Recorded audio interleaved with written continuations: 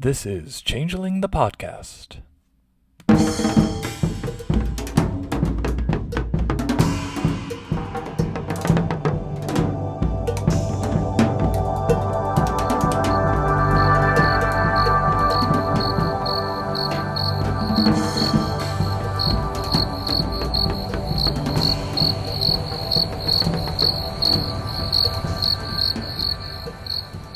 Welcome to Changeling the podcast. Come for the glamour, stay for the vibes. I'm your host Josh, and with us is your host Puka. Say hi, Puka. Good afternoon. What are we talking about today, Puka? We're talking about people, because people are people, and why should it be that something? But demographics and population more particularly, and not just people, changeling people. Mm-hmm. Changelings are people too. Are they? I mean, well, even the sheep. Hey, let's not get it. There's this weird thing where it's like, oh, bad people aren't people. It's a weird thing that sometimes comes up, but I was thinking more like psychogenic parasites, but okay. I mean, I don't know why they would be for the purposes of this discussion, at least, they are certainly people, and we'll be talking about how to enumerate and distribute and all the other verbs that go with the science of demography. Yeah.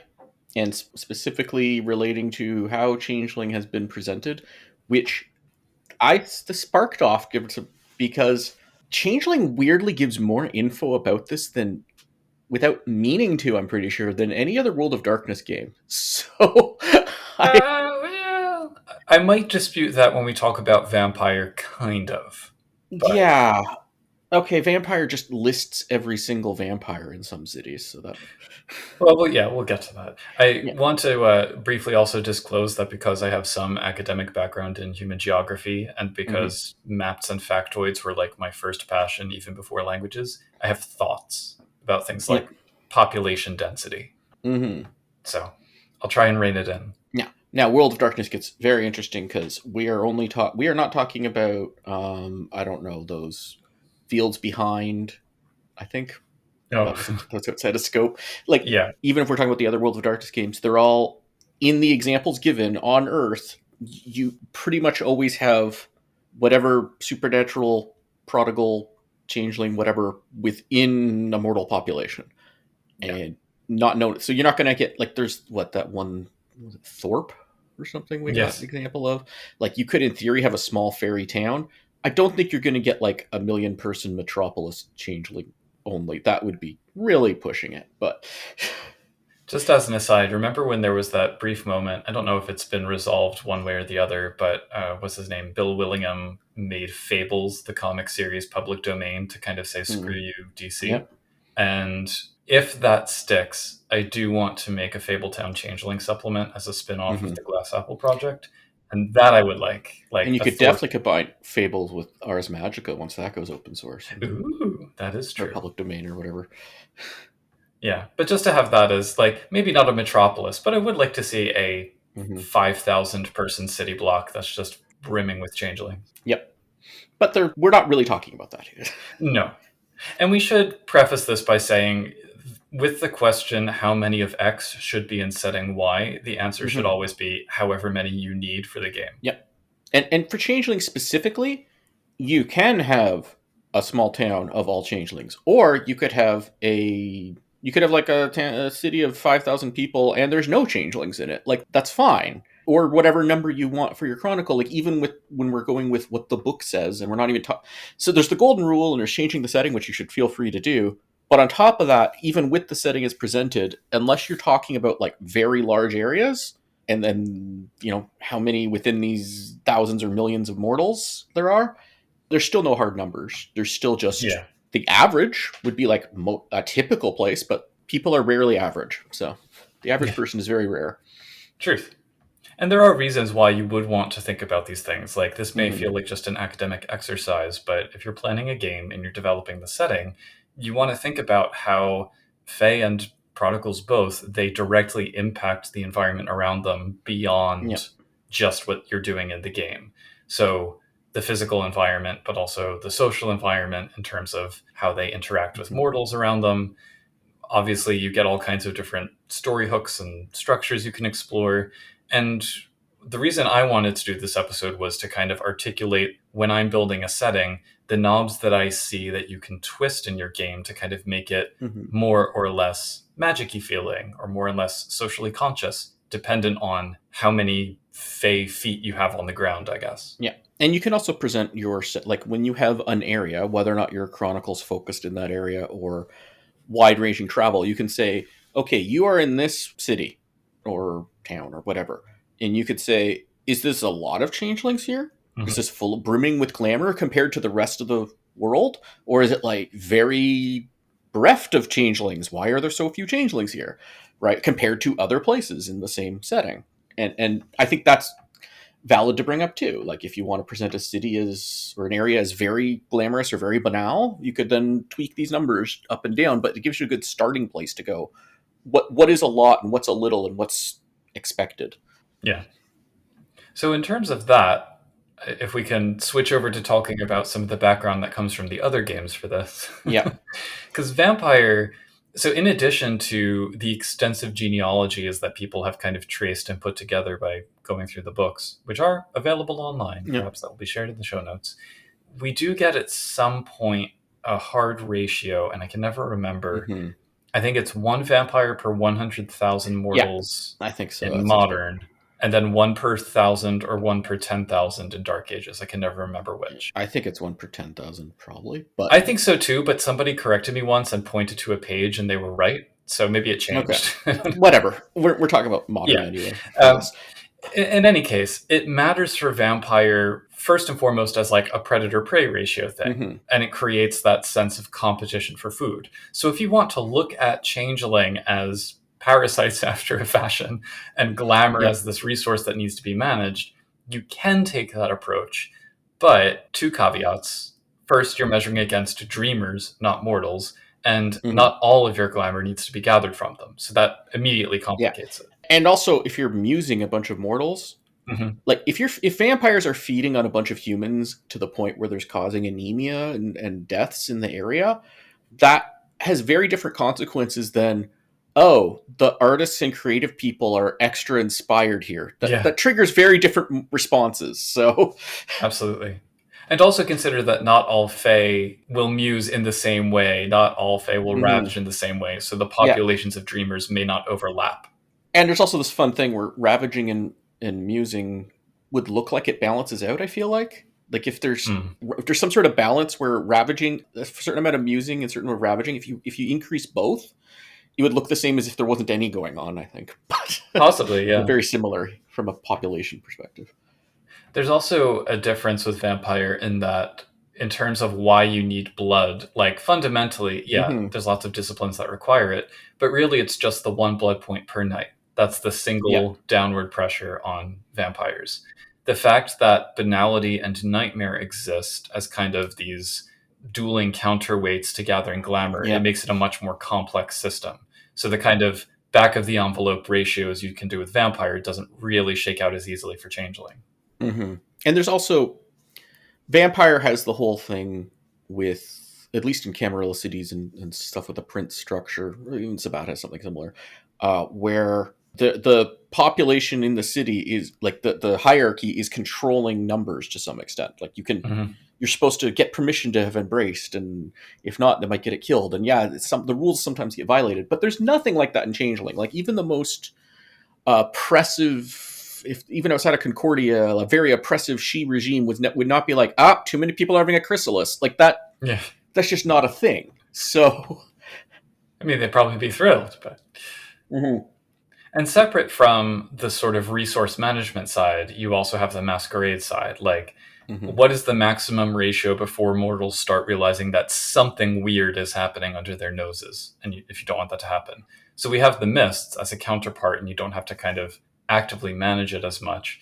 But it still kind of affects the mood, really, in a way that I like. Yep. And I like that more than the resource management side. If I want resource management, I'll play a board game.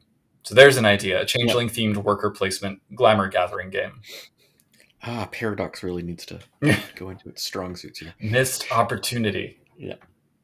But all that said, I do still think Vampire works better as a comparison than the other systems. Because I feel like Vampire's got It's just got that 1 in 100,000, which it definitely violates in its supplements a Oh, yeah. lot. Like, if it's supposed to be a hard cap, no. It's more like at most an average, not a hard cap. Yeah, it's more like this is the point of sustainability. Mm-hmm. And then it doesn't really get into as much else. And it doesn't. And the other games, yeah, they don't. Like, there's some talk about Geru numbers, I think. That gets into complexities of like breeding and genetics that I don't want to touch. No. But I think they might just say how many Geru there are or something. And you can kind of extrapolate back. Wraiths. There's so many. There's some stuff about wraiths where it's like 1 in 100 show up in some form, but most, like 1 in 100 dead mortals tend to show up as some form of thing on the other side, but most of those don't last very long. And the numbers are much higher in World of Darkness Tokyo, I can tell you that much. Yeah. So. Well, then they could also move, but they could also stay around a lot. That's like dead. Like, how many people in World of Darkness in Tokyo have died, right? Like, ever. It gets very complicated because it's not just how many currently, how many mortals have there ever been, and how many are ashtrays. That's the key thing.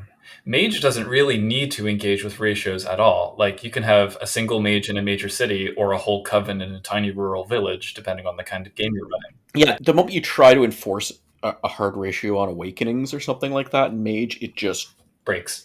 Any ratio breaks. Like, I don't think you can do it. It just doesn't make sense. So, and we will certainly be pointing to the excellent pair of episodes by Mages the Podcast on that topic in the show notes to this episode. Mm-hmm. So yeah, mummy ratios are really what I want to know about. Yeah, no. Yeah. Were there 100 of them before the... something like that. Yeah. So I want to ask, do you have like a go-to formula that you use for your games when you're kind of setting things up? Yes. So I had done years ago, based on online debates, had these arguments, and it's like, it doesn't make sense. People are like, there should be less changelings than vampires, is what some people would say, and I never thought that really made sense. So I was like trying to do like, it also gets complicated because changelings are not always obviously changelings. Like, you have a point until the point you go through your chrysalis, and then you may go through the forgetting at some point. So there's a period of time when you're active that would really count, and outside of that kind of doesn't matter from a demographics perspective, I think. Not in the same way.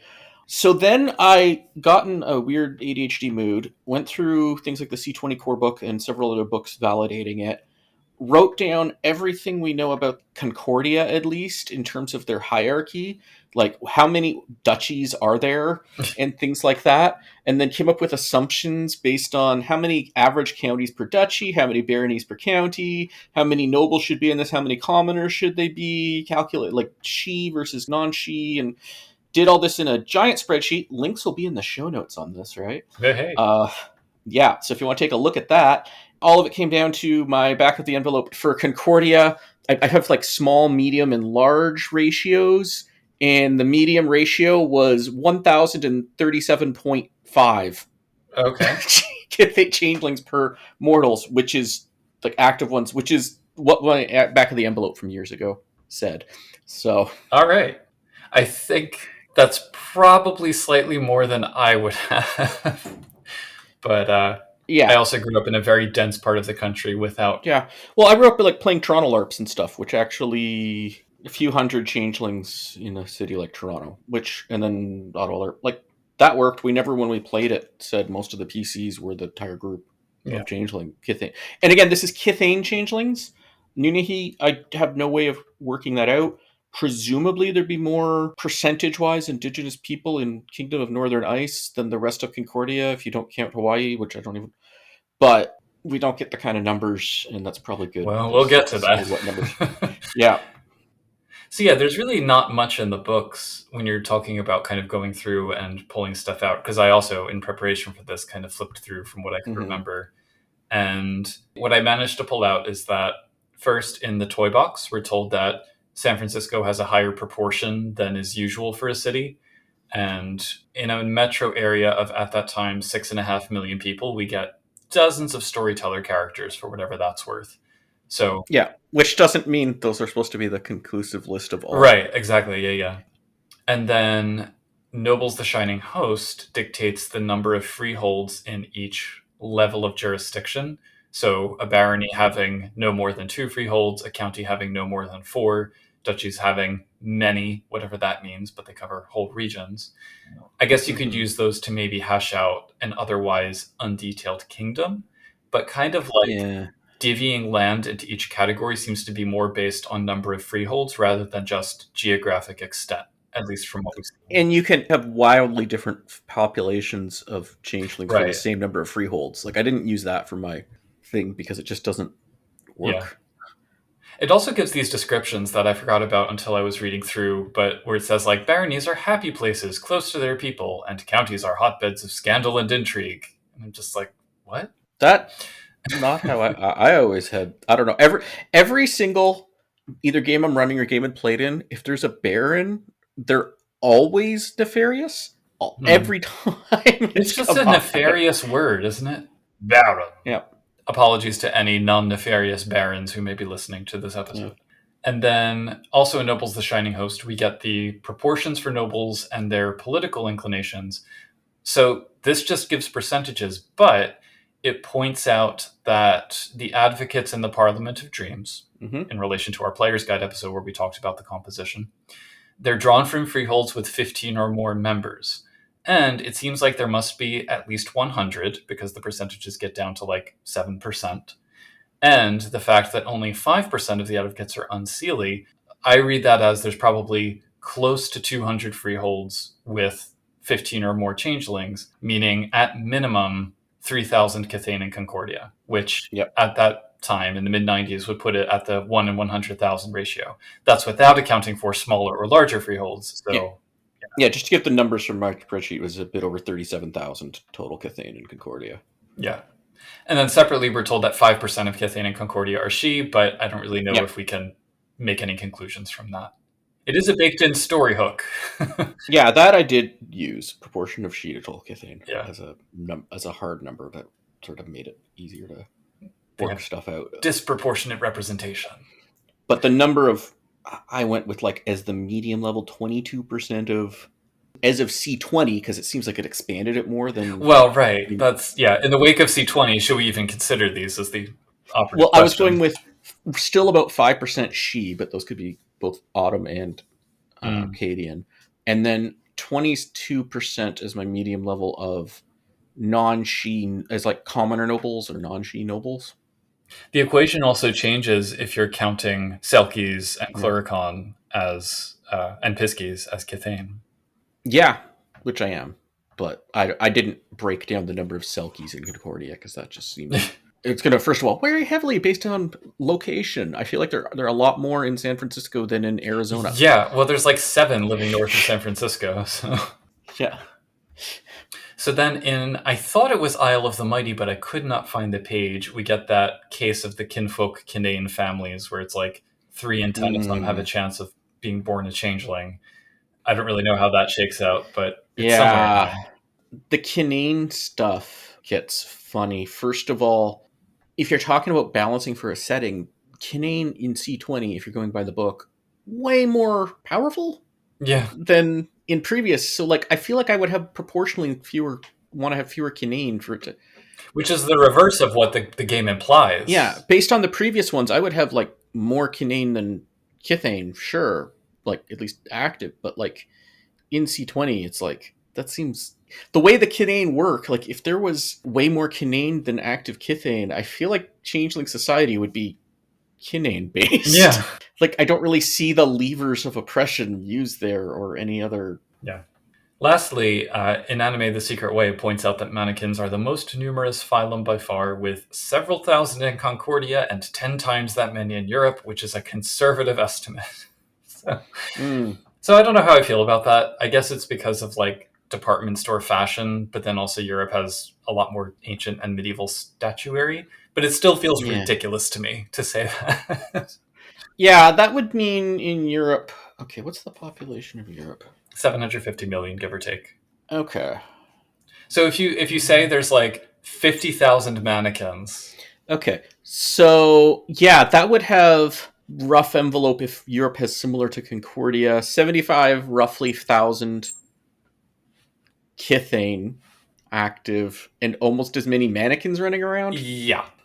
So now we don't know the numbers are the same, but I'm just looking at Concordia seemed roughly, with the exception of Texas, pretty evenly distributed. Texas being, they made Texas a duchy and said very little about it. And Texas has over 30 million people in it.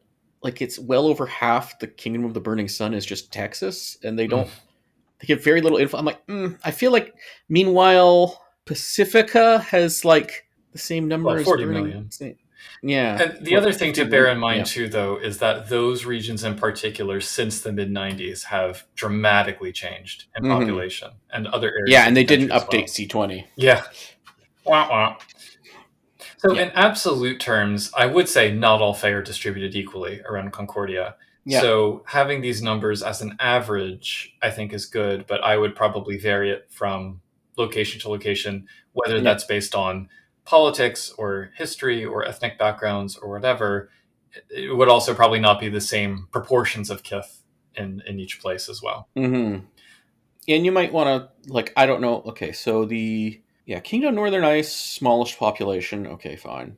No, so not the smallest. The smallest is Kingdom of the White Sands. If you're just talking about mortal population, by how it's described. Yeah, making just Florida a kingdom was a weird choice to me. It's got less people than Texas, and it's its own kingdom. Like, yeah. And I didn't break down duchies in Florida because they never really defined what those are. Kingdom of Seabreeze is centered around Tallahassee. Good for them. One of them's just the Everglades, but with few Kithane. I'm like, okay, cool. Why is that listed like it's a duchy almost? I think the Everglades technically only like 17 people live in it, so presumably those are nature fae. But we saw this issue with the player's guide with the Torres Strait Islands when they were like, many Kithane have established freeholds, and I'm like, there's like 4,000 people there. Yeah, well, maybe it's 3,000 of them are Kithane. But... Yeah. This also raises the question of, I mean, I'm pointing to specific excerpts from the book where we get numbers about this, but the overarching question is, how many people, just individuals, do you need to run something like a court or a society or have a kith? And that's kind of an open question. Yeah, that's where I did some of my numbers from. That's such a big chunk of it going. Anyway, you talk about the real world. The real world. Concordia. Here's what happens when 7 kiths stop being nice and start getting real. So the source that I think matters here, too, is the Society for Creative Anachronism, which over the decades, for anyone who's not familiar with the SCA, it is a historical reenactment society. Think like Renaissance Fair 24/7. Well, hopefully not 24/7. Year-round, and people having noble titles, having get-togethers, doing courtly things and blacksmithing and whatever else. So that was something that I assume heavily informed the way Concordia as a system was kind of laid out, because they've regularly divided and parceled territory for its members within their kind of alternate history. I don't know what you want to call it. Alternate reality game. But to the extent of like having the duchy boundaries at the state line is something that's very much an SCA thing. And that factors in much more than any kind of real world feudalism does. But when we talk about like, is this kingdom subdivided? Does every duchy have baronies underneath it or counties underneath it and baronies underneath that? We don't get enough hard data within Changeling, but... Yeah, and also, are there counties with, you have some baronies within a county, but is most of the county not under a barony? I don't know. Depends, I guess. Yeah, the numbers I got, I said like on average 5 nobles per barony, including the baron. I don't know if that sounds right. And then I did like 2 baronies per county and 2 counties per duchy. Maybe that's low. Maybe that's big. I think it depends on the state, because like if each state, I was trying to do like an average for a Concordia. Yeah. Are the provinces in Canada also counted as duchies, like at the line of the province? Oh, it gets weird. Yes and no. Some of them are. Let me just look at this. I have this written down here.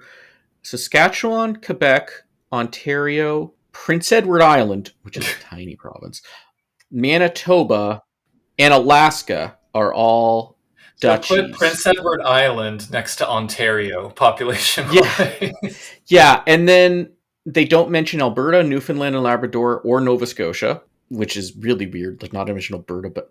And then, Free Realm of British Columbia... Yeah. It never actually says the Free British Columbia is all of British Columbia.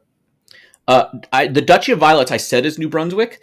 They never actually said what it was, but violets are the provincial flower of New Brunswick, and they're going with a flower theme with some of these. So that was my guess. Makes sense. New Brunswick needs some love. Yeah, the Northwest Territories, Nunavut. Okay, so Nunavut's the land of purple saxifrage. Where I don't like they're right about that. Northwest Territories, and then Yukon's its own duchy. Okay. Put that next to Ontario. Yeah. There's more people in Prince Edward Island than Yukon. Yeah. Like 3 times as many people in Prince Edward Island. I think the important thing here is, and this is something I always tell my students, always keep digging deeper for as long as you can tolerate, because the numbers on their own present this kind of flat picture, and they will always have enough complexity underneath that you'll need to address. Yeah, it leads some interesting things. So if you're going to run a game, like this is just side of the numbers. Like there's 3 whole provinces that get 0 mention. One province where I'm just inferring it's mentioned. It's like no details. So it's just, and then Alaska. Actually, Alaska has way fewer people than I realized. Yeah, 750,000, something like that. Yeah, less actually. I was going based on where did I get years? I did this all from 2022 because that was the most recent year I could find population statistics for all the places.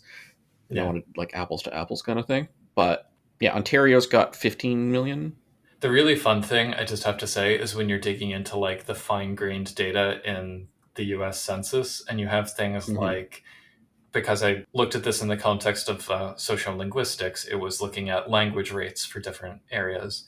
And because of the way census data are gathered, and in particular the American Community Survey, you'll have things like, okay, within this zip code, how many people speak Thai, or like one of the rarer languages in the US? And it'll say something like 600 people with a margin of error of 1,200. And you're like, wait a minute. So yeah, I mean, you really do have to kind of like dig in, but also you have to know where to cut yourself off in terms of what's actually relevant for the game. Yeah, if you're running a game in Texas or Ontario or especially Alberta, like very little information, which means fine, but compared to like the Kingdom of Grass or the Kingdom of Willows. Kingdom of Willows getting its own book. Whether or not you want to use that information is a whole other question, but there is information written at least. Apples get some, Pacifica gets some. Yeah. But I do think, I would say it's good to start with the kingdom level for any game that you set in Concordia, or I guess the equivalent elsewhere that has that kind of system. Get to like 20 million humans, like in White Sands, and see where you're at. So, yep. From that point of view, I do have a number of questions for consideration listed, roughly in the order in which I think one should ask them, even if not all of them are necessary for your game. And I'd be happy to flip through those. Sure. All right. So there's 8 total. This is Puka's 8-point plan for Changeling demography. So the first and most important question maybe is figuring out the types of Fae in question. So when you're looking at the numbers, are they for like incarnated changelings only, or are we including anime and denizens in particular? I'm inclined to say only the former. Anime kind of feel like their own thing setting-wise, and they wreak merry hell with the distributions. But obviously an individual game might include them in the count for one way or another. You'd also have to figure out whether you want to include Thalane, I guess. Oh, and Nunahi, Menahune. Yes. Depends on where you're running the game. So that is my next item on this list, which are the kind of culture-based divisions. So thinking about how cosmopolitan these numbers are, do you have different types of Galane? Do you have Shen? Do you have Menehune? Do you have Nunihi, et cetera, included in the count? I don't necessarily think you need to get into the weeds of like checking the ethnicity breakdown of each location you might set a game in. No. Especially because... well, people move. Like, I have one friend who's indigenous to families indigenous to Ontario. Like, she spent actually a fair amount of time living in Syria. Because her dad had a job there. Like, it's just, people move. Yeah. And there's the distinction between the general numbers that you're presenting and what they do to the setting versus the individual characters and why they're there. And in the latter case, always fine to have whatever justification you need to get someone where they are. Yeah. Yeah, people can move. Always. So. Yeah. But also because if you try to like maintain absolute proportionality, that's going to heavily disadvantage certain groups. Like if you're running a game in the city, and there's just not that many people from given background X, then incorporating the Fae from that culture into the fabric of changeling life in the city becomes more difficult. So, like, yeah, be flexible with it. Yeah, if you want to, especially increasing the number, you can do it whatever. But like, the Fae of this area, maybe there's not a ton of mortals from that background, but maybe the Fae like made a exclave there. Like they all, for some reason, one of them moved there, and then the others went, "Hey, that's pretty cool." And there's like 30 Fae of some type that be not what we would expect from the mortal population. And it's like they are like half their mortal population in that area. That's okay, but. All that being said, the Cathane are generally the dominant group in Concordia. So if you have like an especially high proportion of Nunyahi in a location relative to the number of people of indigenous background, that's noteworthy. Have that as something noteworthy in the game. Yeah. And if the other way around, that's also noteworthy, but exactly, yeah. Make sure you know why you're having that then. Yes. Because like Ottawa, for instance, there's proportionally a fair number of indigenous people. Listen also to our Nunyahi episode. Yeah, and including a lot of Inuit people, from what you would expect from this part of Ontario, just because we're the capital, it gets to move. Truth. So then, third, thinking about the sort of, I guess you could call it the atomic population, particularly for commoners, but like, what is the minimal number of changelings that you need for a motley and a freehold in particular? So technically, well, so I guess you can get away with a freehold of 1 and a motley of 2, but I'd say the average is probably closer to like 10 and 4 is what I like. What are we going with by motley definition here? Group of changelings that hangs out and has ragtag adventures together. Okay, so like the more, not the original. No. Early. I use the character sheet term of here's your player group. Okay. Yeah, which maybe they're also an oath circle, maybe not, kind of. Yeah. And obviously a freehold can be coterminous with a motley, but I kind of prefer having a freehold having at least 2 groups of changelings that are kind of separate from each other, because then you kind of introduce a lot more dynamics, and a couple loners who only show up when they have to. Like they live in the area, but they're not like hanging out all the time at the freehold. Yeah. Well, what do you mean by changelings for a freehold, I guess is my question. Like what counts? What do you mean what counts? Like, are you talking about like in Book of Freeholds, they're all part of the owners, like they have the holdings background? Oh no. Just these are the changelings who show up at this local balefire regularly. See, I tend to have, again, this is probably my LARP background thinking, but like there's a lot of changelings who show up regularly to like 5 freeholds because they rotate around parties and stuff. I guess that depends on, well, and this is the next thing on my list, the density of freeholds and courts by extension. Yeah. So how many are there at each level of the court system? And by extension, what does that court system look like? We get, I think somewhere it's possible to kind of calculate the number of people that you would need for like all of the necessary functionaries of a court. Like, you need the seneschal, you need the guards, you need this, you need that. I don't think a court requires all of them to actually live there, and some of them are probably conscripted humans. So when we come up with numbers like you need, 36 people to make a baron's court work, we can fudge that a bit. Yeah. I would probably treat them as freeholds on the larger side whose population swells for like special events. Yeah. My medium assumption is 78 Cathane per barony, but that's within the jurisdiction of the barony. That's a lot. I don't think it's that many. Let's say 5 nobles per barony. Yeah. Right? So that's including like the baron and whatever, like if there's a spouse and a ward. Yeah, wards, but there's also knights would all count, right? That's only 5. And if it's 5%, like with the noble ratios, with the noble ratio of 22%, then it came out to 78. So, but is that assuming all nobles are she? No. But total Cathane 78. Maybe. Came up with. I'm falling back also on the baronies have 2 freeholds at the most, which is maybe also nonsense.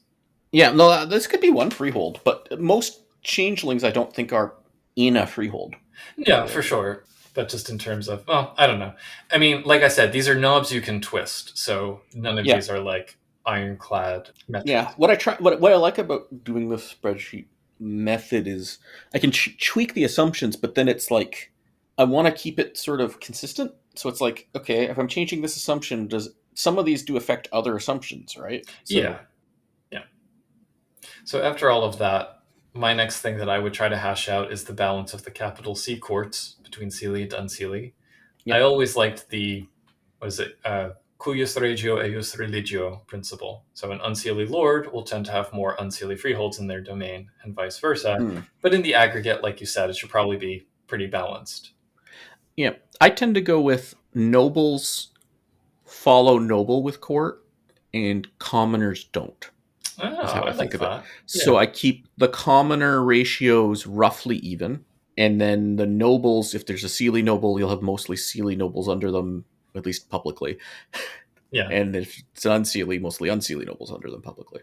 And this is complicated by you can switch courts. Yes. This is more because in court, especially when it comes to the nobility, you tend to go like there's what people think of as your court. It's almost like court needs a nature and demeanor distinction. Yeah. Like that almost makes more sense to me than nature and demeanor in the other World of Darkness games. But like court nature, court demeanor. Yeah. I guess if you kind of apply some of the freehold stuff that we get in Book of Freeholds to the freehold that serves as the seat of the Duke or the Baron or whatever, Yeah. you can kind of trickle that down into a, the liege affects the character of the dreaming in their domain thing, Mm-hmm. which we do have evidence for. But to return to resource management also, the attitudes of each court towards dreamers and the glamour they produce is significant. So I do think it's important, especially if you start bringing things like Rhapsody into the mix, if you have like a Leonin Duke or whatever, thinking about, as you said, how one thing affects the other. How will the dreamer ratios be affected by if the court is all unseelie? The kinds of behaviors that they model. So after that, distribution of the kiths.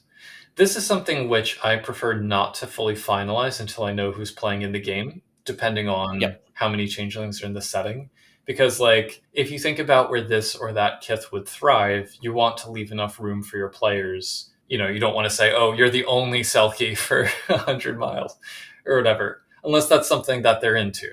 I mean, again, that Selkie specifically, Arizona, comes to, or even Ottawa, like those are rare here because Selkies, I do feel like kind of follow the seal population a little bit. There must be an aquarium somewhere in the Southwest. Yeah, but that's not the same as... It's a bleak life. Yeah. I'm not saying you can't play a Selkie, but you shouldn't have tons of them. Yeah. But any other kith, yes.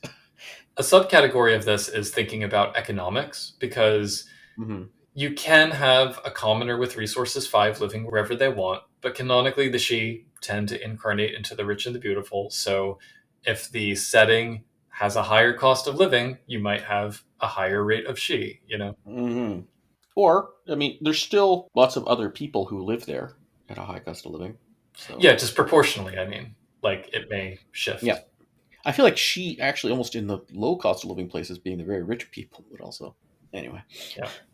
Some of this I think you could also apply to things like seeming in both the, maybe more in the older sense. Like grumps are going to thrive more easily in areas that are more likely to have high banality mortals, presumably.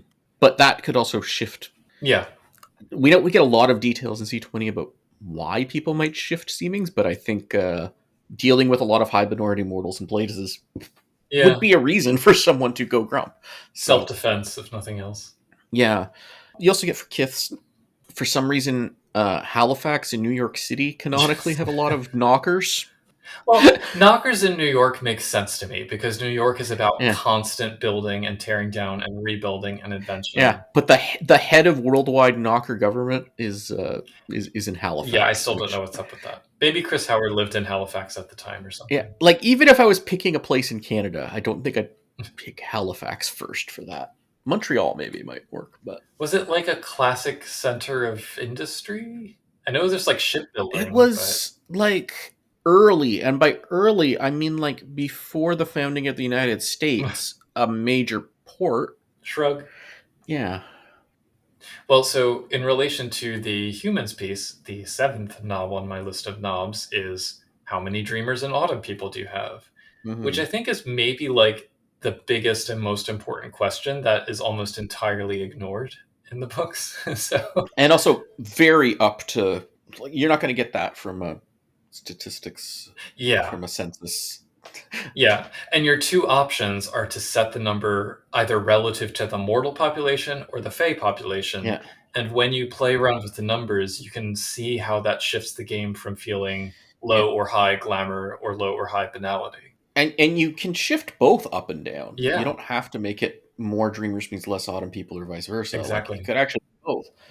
That's actually also what I do for Ottawa, right? Yeah. I might give maybe like normal size dreamers and more autumn people than fewer dreamers. And crawling with Dante. Yeah. Okay. Well, which Dante are we talking?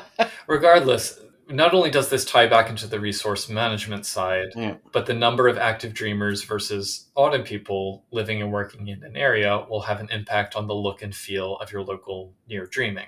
So incorporating that into like the way the setting is described. Well, there's also autumn people and just high banality people too. Yeah.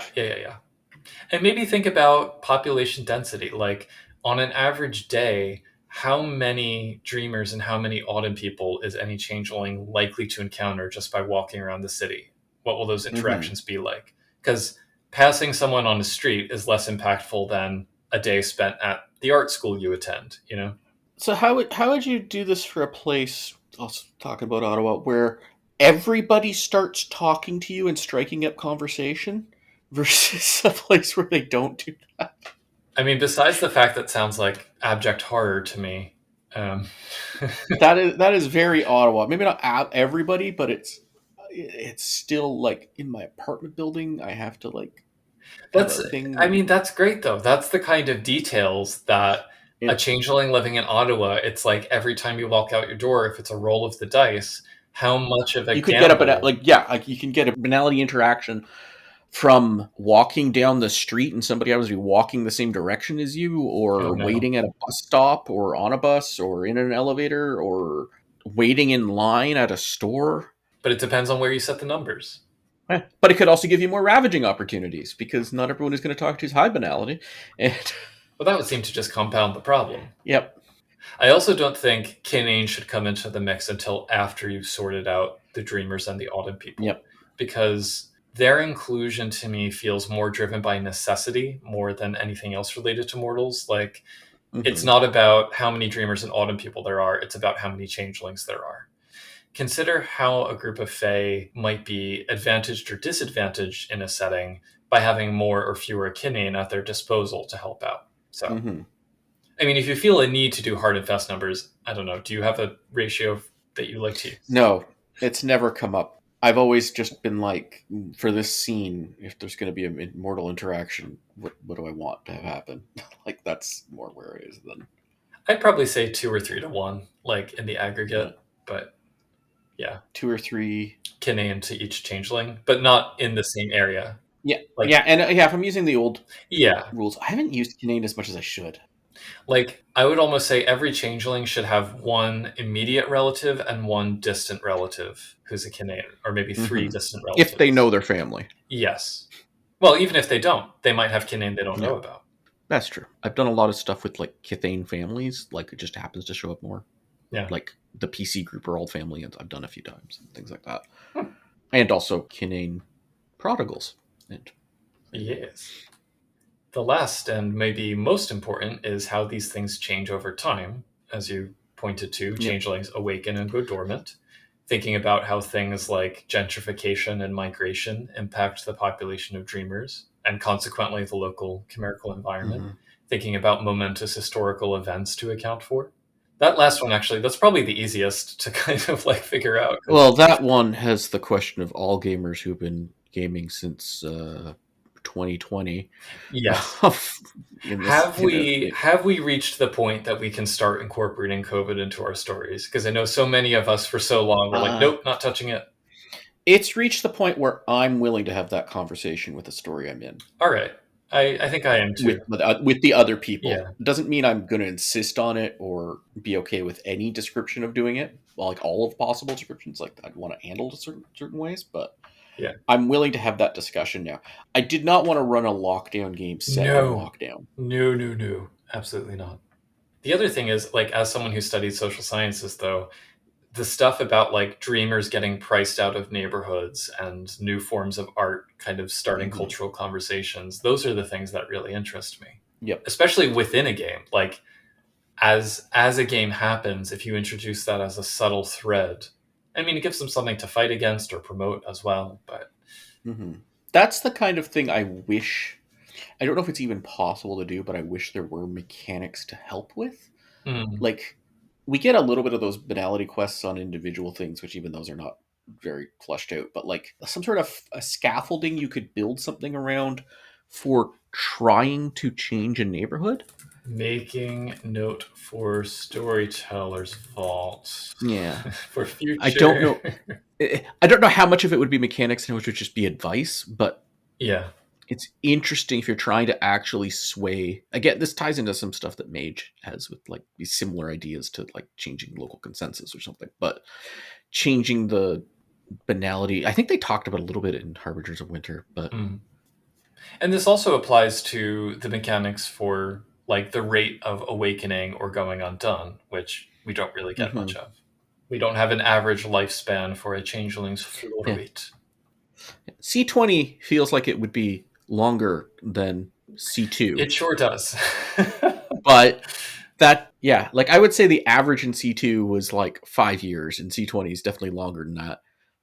That means if I did this things, I would actually say there's more total, including sleeping Kithane changelings in Guardian. I'd give them longer than 5 years, but maybe not more than 10. Well, under C2, like yeah, it was very hard to not fall to banality or bedlam.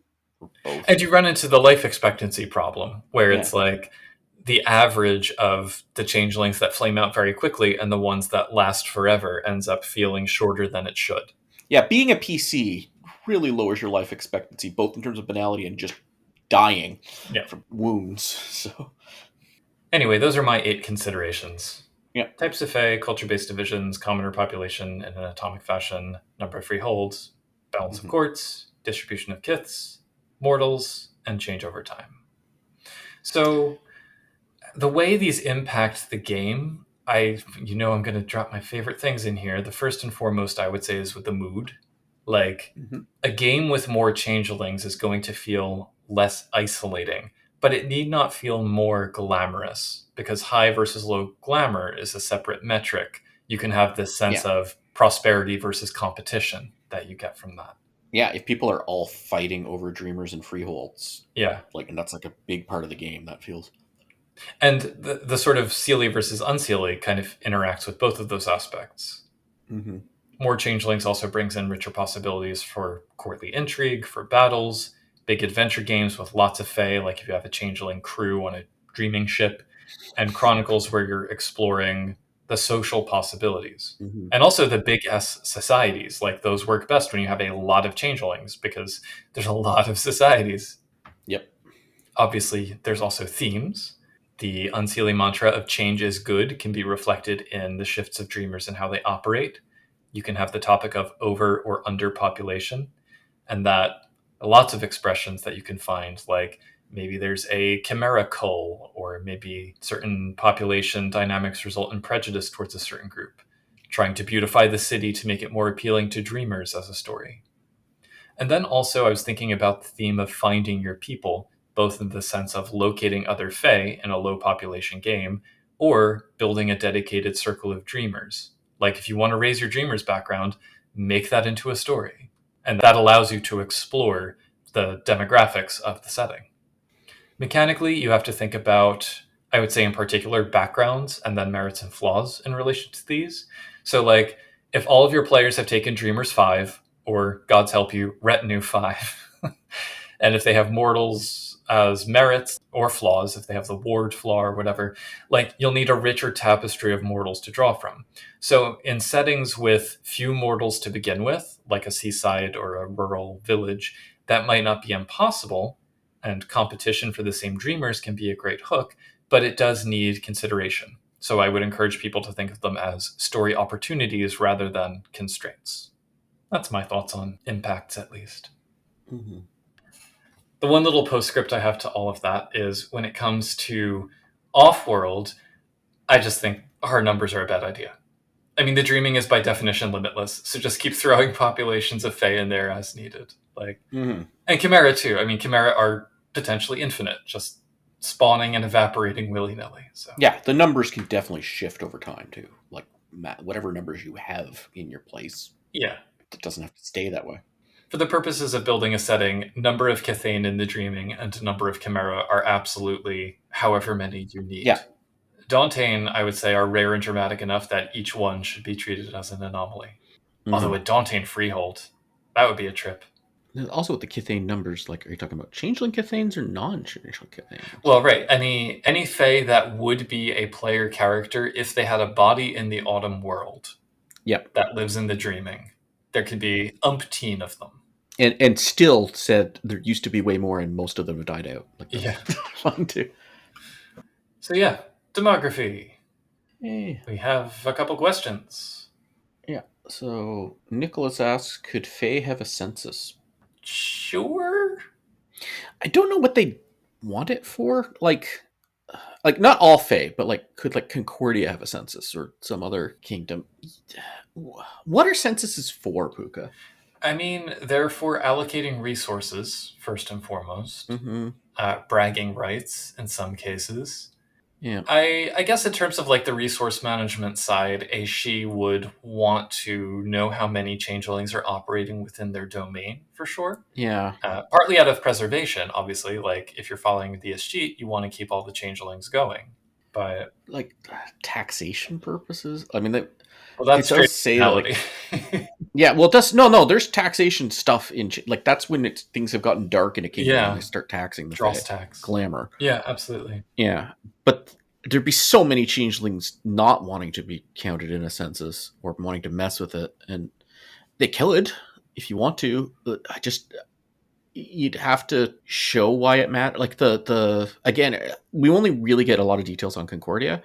I don't think it makes sense with the current Concordian setup. Like the Parliament of Dreams based around like nobles and freeholds and things like that, where there'd be a census of all the freeholds I could see, but individual Chthane, especially since, okay, we're going to count you. Okay, now you went through the forgetting. Oh, another one had a chrysalis. Like, how are you going to keep that? Doing it every 10 years would be huge, a lot more difficult even than like real world censuses, and it wouldn't be frequent enough. So all that said, I'm sure somebody somewhere, some Slua, has a giant book with all of them listed. So. Yeah. It's a soothsay unleashing census. Or Seneschal in Kizbook Games. All right, so then Yobel has two questions. First, and maybe most straightforward, is temporality. How would you go about figuring the numbers in different eras? Careful research, because historical demography is a notoriously imprecise science.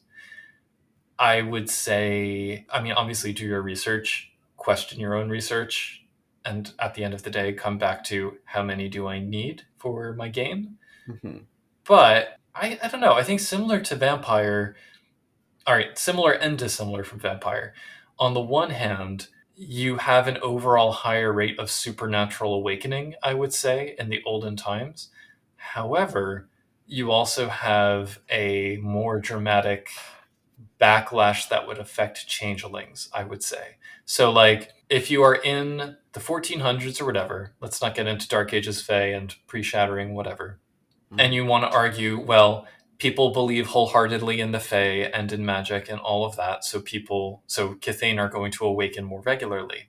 At the same time, if anyone, Chthane or not, is acting out of turn, acting in a way that is not socially acceptable, the punishment may be swift and severe, and that's going to drive any changeling into some kind of either slumber or undoing or chimerical death or whatever. So I think accounting for the circumstances of your setting is maybe more important. Like in the modern setting, I think you can get away with inventing and fudging a lot more, if that tracks. Yeah.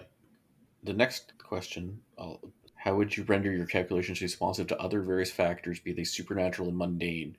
This one, I was trying to get like a snapshot of where things are. Yeah.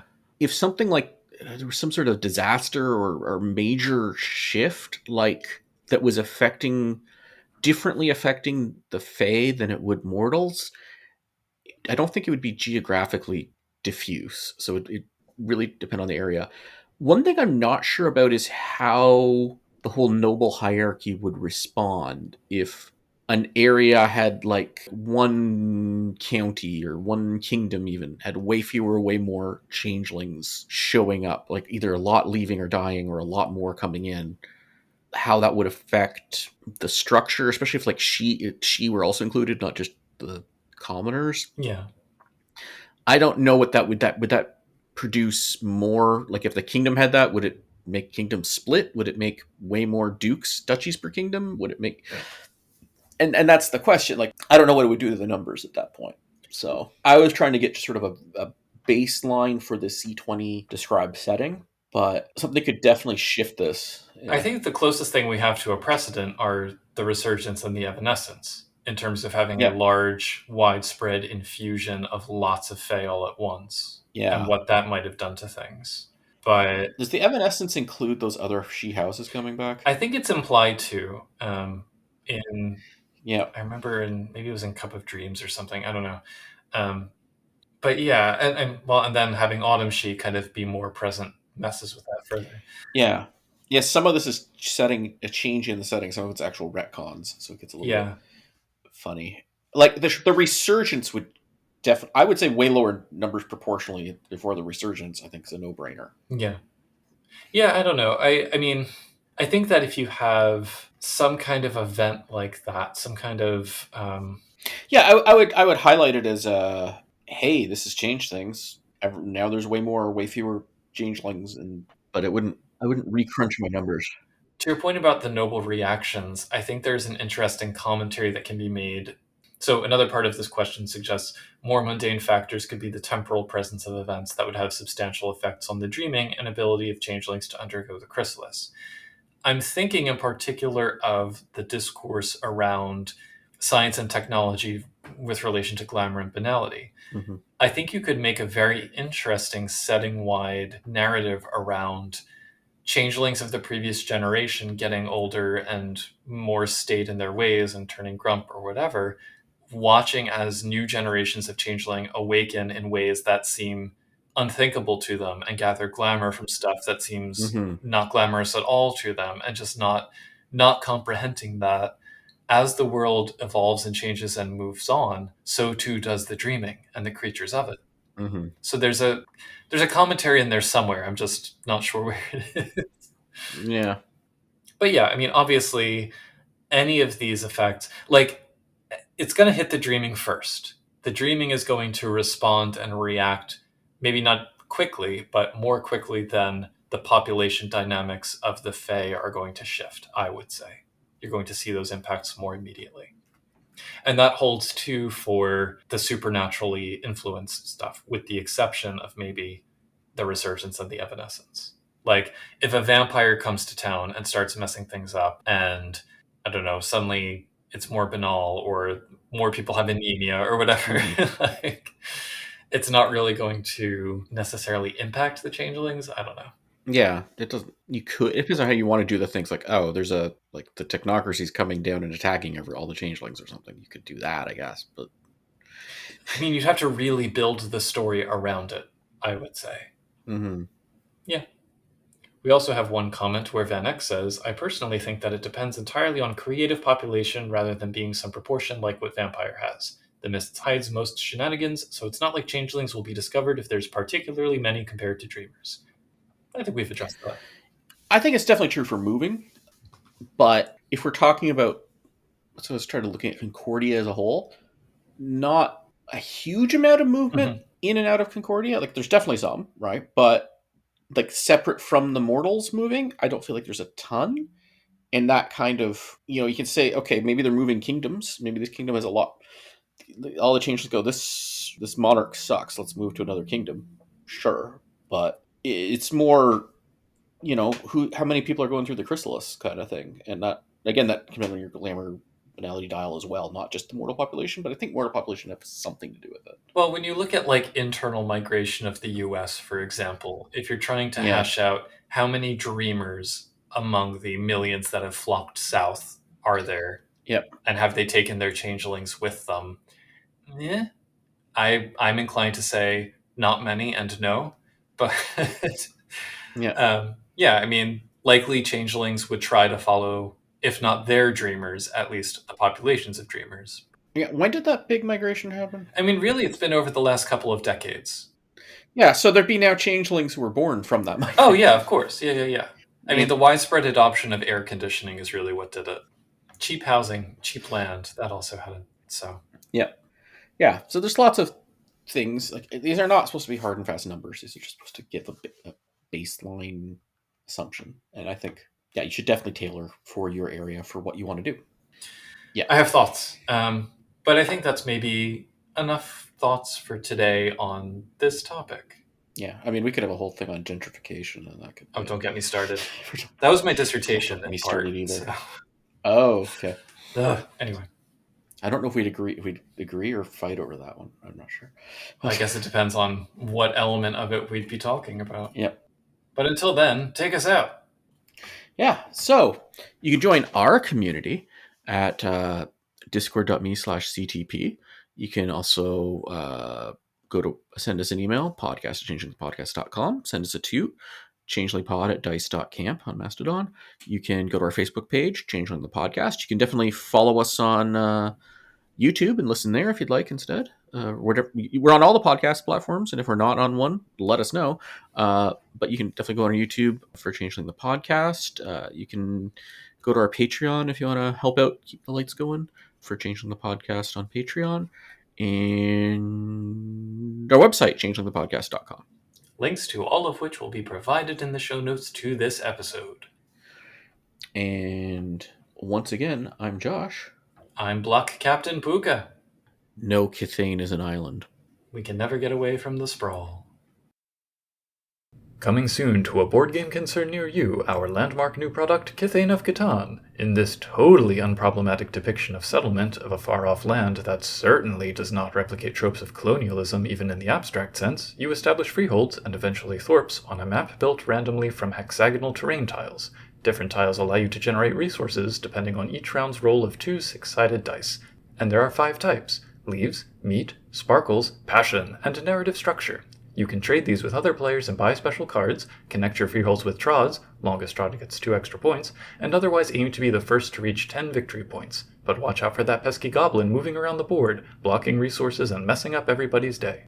We anticipate all kinds of ludic revolutions to issue forth from this new venture in gaming, but until our genius is recognized, we'll have to carry on with bringing you Fae-flavored content via podcast as usual. If you'd like to help us do so, we'd be thrilled to increase the proportion of listeners on our Patreon at www.patreon.com/changelingthepodcast. Plaudits, appreciation, and advance copies of any future board games go out to the following excellent people who have already signed up: Anarchist, Derek, Dorcadus, Elleris, Eobol, Jason Vines, Oreo, Raskaboos, Sanchiger, Sija, Terry Robinson, Tricerabeth, and Victor Torre. We are also grateful for reviews on the podcast listening platform of your greatest convenience, and feel free to tell friends and acquaintances in your housing block or census tract about our show. Here's hoping for continued demographic increase and diversification of our audience, be they changeling or otherwise. But until we can conduct a census of our own, we encourage all of the above to keep on dreaming.